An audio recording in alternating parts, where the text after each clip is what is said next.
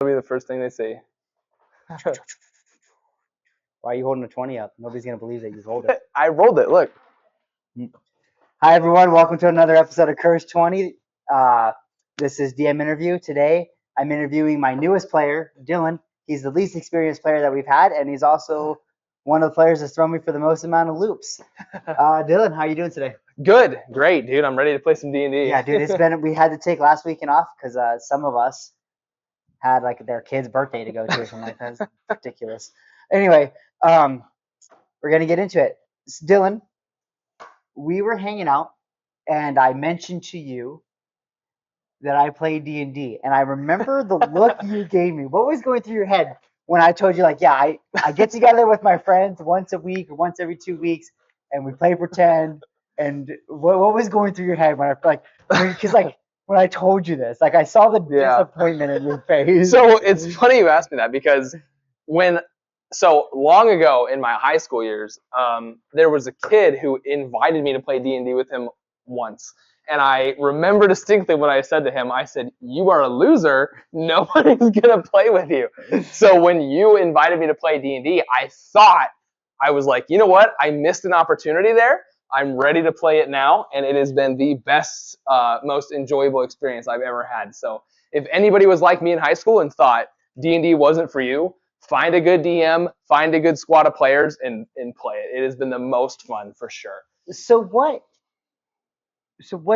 actually made you like, okay, I'm gonna come play D&D with Cody? Like, what was like, fine, I'll come try it. Like, what? So first, I think it was our relationship. You got to establish, when you know somebody plays D&D, you got to like build a rapport with them. You can't jump into a group of players unknowingly, right? You kind of have to learn who they are first. And once I got more connected with you, it was more inviting, the whole table thing. So then I got to meet David and Zach and all those other guys, and then it was a really easy, natural rapport. So yeah. And so you told me when I invited you, you said, "Hey, I'll come and try it out for one session. Don't make my character important. Like, I'm just gonna come try it out 1 or 2 sessions and kind of get." So what about it then was like, okay, this is it? Because now it's been, 6 months that we've been playing or whatever, between 2 different campaigns, and you right. played And two different characters, right? You've been 2 different campaigns with 2 different DMs now. So what about it was like, yeah, I'm gonna actually, this is something that I want to commit time to? Dude, it was totally the role play. I think sitting down and just for 2 to 3 hours forgetting the real world, like the stressors of the real world day to day, and playing a character who's so brazen and strong, or the other character I played who was a thief, who was like so easily willy-nilly steal from a person and want to attack a kid because he wronged me. Like, that's not something I would do. So being able to kind of let loose a little bit and play in this fictitious world was a huge, almost therapeutic thing for me. Okay, so has there been something that you thought D&D was going to be like that it hasn't been like? Like, have you had like a preconceived notion of what to expect in a D&D session, and then you've come into it and been like, this isn't like that at all? Like I said, I came into it with zero expectations. The last person who invited me, I called a nerd and was like, "Get out of my face." So when you invited me, I came in with very low standards. So it was really easy to kind of wow me. And I think my first wow moment was just in the first session, the role play and how everybody took it seriously, semi-seriously. It's like there's jokes, there's fun, there's laughter, but there's also like a serious kind of undertone, and it's writing a story together that you're all a part of. It's magical, really. Yeah. So okay, so you've played Calum, which was like a thief rogue ranger guy. You've played Doromir, which is like a the inverse, complete inverse, like lawful good paladin barbarian type character. And then in a different campaign, you played Sun Tzu. Yeah, Sun Sha, yeah. And that was like a sorcerer type character, right? Pure Sorlock. So just mechanically speaking, which has been your, not like roleplay wise, right? Mechanically speaking, what has been your favorite type of character to play so far? So it's hard to tell because I haven't got attached to Doromir quite yet. I'm still learning his background motivations, his how to play him. There's so many things I forget. Like you do a turn and then you're like, oh shit, I could have done X, Yeah. Soon was really fun because when you're playing in a high tier D&D campaign, there's so many spells and things, you almost feel like a god. So when you're like, oh yeah, I'm gonna do 200 damage to you, like bah, it's almost like a wow, that just feels fun. In Doromir's case, it's a lot more like survival of the fittest, right? Like you're trying to make the best out of a bad situation. Case in point, our last D&D session, right? Like I'm righting a lot of wrongs that I feel like our party kind of dug ourselves into. So that's just that I'm trying to play a diversified cast of characters. So I think you've been crushing it because you haven't played. You don't play Dormir the way you played Calum in my campaign, Right. and you definitely your character in the other campaign. I'm gonna forget his name again. Sung. He definitely he's definitely a way different character too. I think you've been Right. crushing with the role playing wise. Do you have any questions for me as we end this video, or? Well, first, as a new player, I guess I kind of want to know how you feel me and then the rest of the cast are doing as players, because it's one thing how I feel like I'm doing. I feel like I'm crushing. Well, we got this one player, Zach, and he just sucks. Just the worst, right? Zach's right on screen. It's right on screen. Right on screen. I love you, Zach. My favorite person to play with. You guys are great. You've all had different characters in different campaigns. Some of you have had different characters in this campaign. I think everybody's really great. We have a very diverse cast of type of players. We definitely have like more. I feel like, okay, so as the DM, I feel like at my table I have like the min maxer. I know who that is. I have no names. I have role play heavy characters or players, and then I have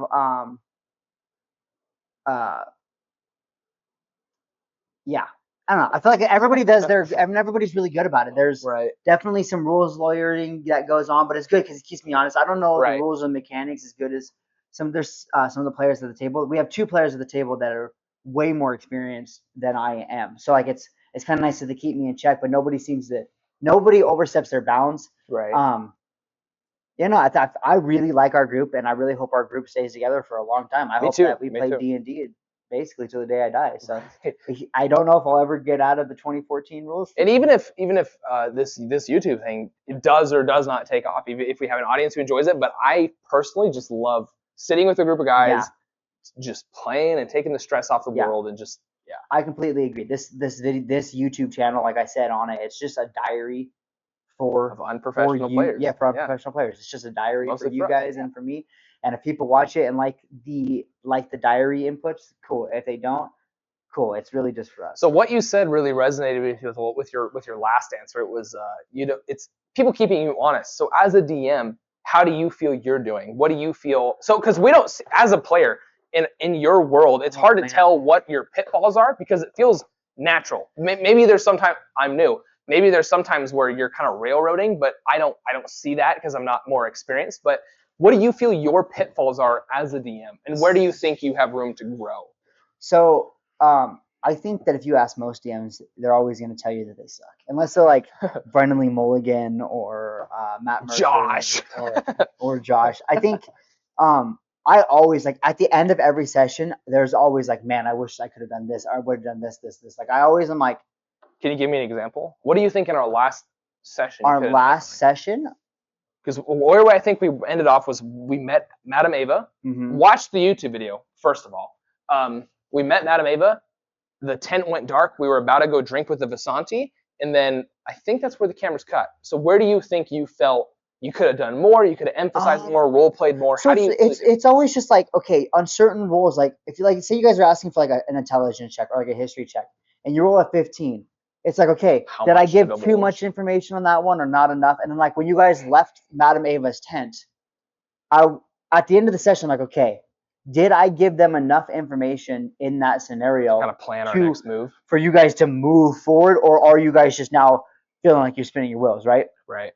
And so like you asked me what I think some of my pitfalls are and things that I can work on as a DM. I feel like I could be more concise in my wording. I feel like my descriptions of things kind of lack, and like I feel like I could like do a better job describing about what's going on. And I definitely feel like mechanically speaking, my fights get a little stale and like a little like repetitive. And so like I feel like I need to work on building better encounters for you guys. Giving fucking exhaustion. If you watch that video, you know what I'm talking about. Yes. I guess I have those were great answers to my questions. So I'm a new player, and for people like me who either have not gotten into D&D yet, which you should, or have but are onesie twosies kind of still figuring it out, what are your tips to those new players who are maybe one or two of how to get into D&D? How, like, maybe their friend has approached you, and I can tell my story of what kind of was going through my head, and as a DM, you can say, how do you introduce somebody to your table? You know. So, okay, is your question, how do I convince somebody to play D&D, or how do I welcome them into the table the first time they play? I would say both, plus what a rule, like a how to invite somebody who hasn't thought about branching out into D&D yet, you know. So what I would tell people, okay, how you invite somebody to D&D, I'm going to piggyback off of you. Obviously, if you establish a little bit of like a friendship with them first, it's going to help. People are going to feel more comfortable playing with friends. So I've invited, like, I basically how I invited you. I just, you like, hey, what do you have plans for the weekend? I go, oh, I'm getting together with some friends to play D&D. And then you're like, oh, D&D, I've kind of heard about that. And I was like, yeah, it's like this role-playing game where you get together and you get to like make a character. And I just kind of like describe the basis of it. And people always give me that look like, oh, you're just playing pretend. And then I'm like, you get to do all this different kind of stuff, and you get to like create a story with your friends that's super interactive that like nobody gets to know. And then I just offer, just come and play. Then we get snacks and drinks, and it's great, right? If I could interject, it's like he's saying, as a new player, when somebody says like, come play pretend, you're thinking like, oh, you're dressing up. No, you had a great way of explaining lowercase r, capital R role play. Because for somebody like me, it's hard to get into character when you don't know the world or the setting or who you even are, right? So when you're like, oh, my character would do this, right? That helps you kind of figure out their motivations as you're going along. So it's not as hard and intimidating as you think as a new player. If you sit down with a table of experienced players, a good DM, and somebody you personally know, it makes that experience a lot better for you and more inviting. So. And another thing, so to your next question, where you said like, how do you introduce somebody to the table? Right. Session zeros. We had a session zero, and even if you're like, okay, say I was already running a campaign for you and like Zach, right? And then David was like, hey, I want to join this. Person we don't know. Right, and we're already like 10 sessions in. I would have a session zero with David individually and catch him up as best I could to what is happening, so he doesn't feel like he's just being dropped in. Introduce him into the fold. One thing I would say is like, you don't necessarily have to have experience. You don't have to join a table with experienced players or even an experienced DM. I encourage anybody who is like, I want to play D&D and I don't have anybody to play with. Like me and my friends want to play. We don't have a good DM and none of us know how to play. Just buy the rule book. Read like the first couple of chapters. And then just read as you go and just start playing and then just read as you go. And then half the time you're going to come up with a question and then you'll find the answer for that. And then you'll realize that that's a common question a lot. Right. And you'll just have that answer. Just start playing. And then I think that like bringing somebody into my table, I just try to make sure that they know that their voice is heard. Right. Like even if they're a new person, their character's voice and their character's opinions and their opinions are going to matter at the table. And I know I joked with Josh thinking he's a perfect DM. He definitely made me and Zach feel invited when we joined a world that we had not been a part of yet. He melded it very naturally to us into his world, and it made it feel inviting. And this kind of leads me to my next question almost, but your character's bit on a narrative hook. So that kind of steers the new player orientation. Sometimes there's very obvious hooks that a DM is trying to get you to bite on, and if you bite on them, you're going to have a more fulfilling story. Because earlier we talked about spinning our wheels. The best way to stop spinning your wheels is to bite on a narrative hook that the DM carefully lays for you. I do have one more question for you. Okay, last question. Last question for sure, and this is the one I saved for the last. Toxic traits in both a DM and a player. Okay, let's go. DM first. DM first. A super toxic trait in a DM is a DM who thinks he's an author, who thinks that he's writing a book and you guys are acting out his story.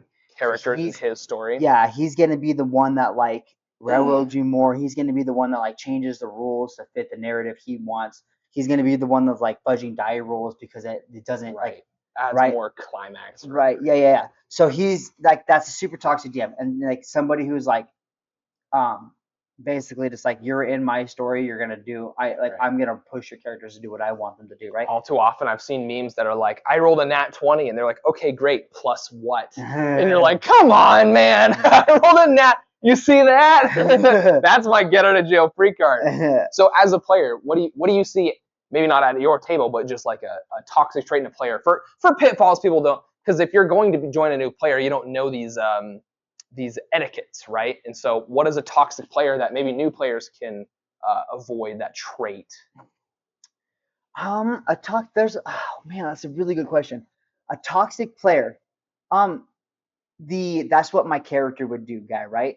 The guy who says that as an excuse just to be a shitty person, Right. right? Like, yeah, I want to sneak in, like if you're playing a rogue and you're like, yeah, I want to wake up in the middle of the night and steal everybody's stuff, and Right. and I roll Right. I roll a super high stealth check and nobody ever sees me.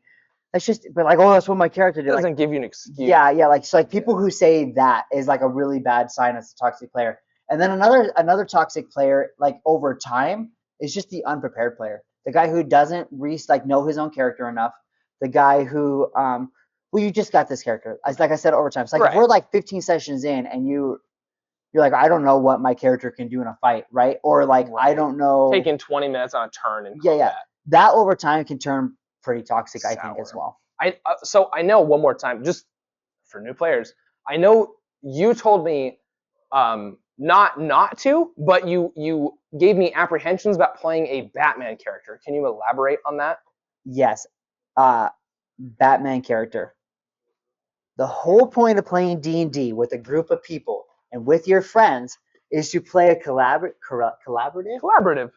storytelling game together. So if you're playing the loner and if you're playing the Strider character, when the hobbits come into the inn and Aragorn's just sitting off smoking his pipe watching them, right? If you're playing that character, how are you going to interact yourself into the story? And it's like, well, my character can't do it.